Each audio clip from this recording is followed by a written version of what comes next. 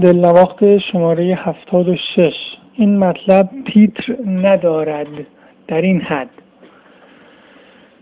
بگفتا ماجرایش آنچنان با ذوق و سرمست که تصمیمم به نشرش بی تأمل نقش بربست. بسی در فکر بردم کار حامد دوست خوبم، برای چند لحظه مات ماندم عین چوبم. کمی خشکیده لبهایم از این کار عجیبش، از این اقرار خلاقانه و فکر نجیبش. خریده گوشی و در پاکتی زیبا نهادش، به سوی پست رفت و با گلی تحویل دادش. به حامد میفرستم هدیه ای تا عذر خواهم، به حامد میفرستم هدیه ای تا عذر خواهم. از این مدت که دور افتاده بودی از نگاهم، صبورانه تحمل کردی این گم کردنت را، ولی دیگر کنارت هستم و با هم به هر جا.